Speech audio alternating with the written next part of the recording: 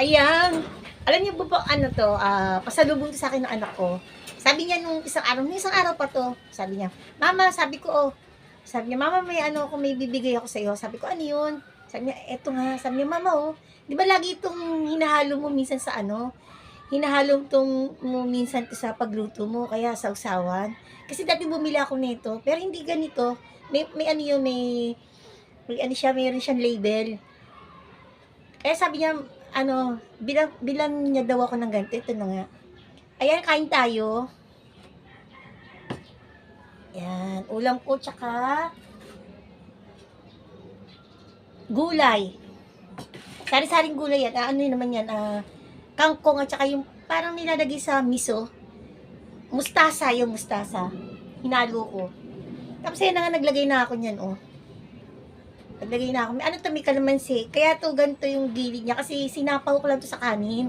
Tapos habang nakulo yung sinaing, ayan na siya, in-in na, pain-in na. Ayan yung gilid niya, nag-moist. Nag-moist siya yung, ano ba sa Tagalog yung moist? Yung, parang ano siya, nagpawis sa gilid. Ayan. Nagugas na ako. Isasawsaw ko to dito. Kasi mabuti naman ang naisipan mo yan. Pero alam niyo, konti lang ako maglagay niya kasi di ba nga, ano ngayon, delikado ngayon yung mga sa kidney. Sabi ko sa, pagka ano yan, may sausawan ako, Makati, alam mo yung bangs. Mahilig ako magbangs pero ano talagang nangangati. Pero okay lang yan kasi bangs is my life. Yan. Ayan, okay na yan. Yan, nilalagyan ko yun ng ano, suka o kaya kalamansi. Pag walang kalamansi, suka, nilalagay ko. Kasi masarap yan talaga. Lalo na nung napunta ako noon ng Ilocos. Ayan. Yan ang kanilang specialty. Nandun pa yung ano, nandun pa yung mga ganyan sa banga. Talagang nakaburod, burod ba yun, oo? Nakaburod niya. Sabi nakatambak, nakaimbak ng matagal. Kaya sa sausaw ko. Ayan. Eh ano to, may suka to, may kalamansi. Suka tsaka kalamansi, pinagsama ko para maano. Pero wala na itong ano, wala na itong asin. Yun na kalamansi lang. Kasi maalat na yan eh. Imagine mo yan, no? Maalat yan. Sarap, di ba? Masarap to, mabango.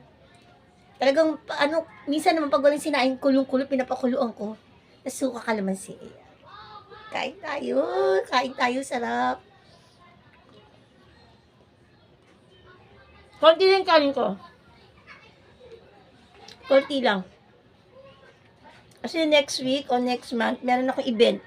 Meron akong, ano, ganap. Kaya kailangan payat. Kailangan magkasya yung susuotin ko. Ay, sabaw pala, yung sabaw. Ano to, marami tong ano, marami tong gulay. Ilalagay ko pala sa ano, sa mangkok, sa part itong maliit. Ayan.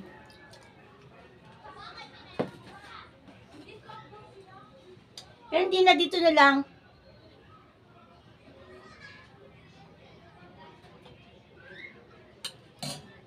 Ayan o, diba?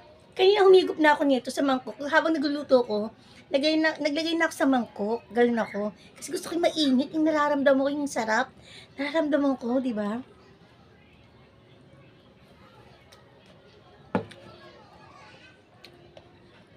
Alam po, be happy and be kind. God bless everyone.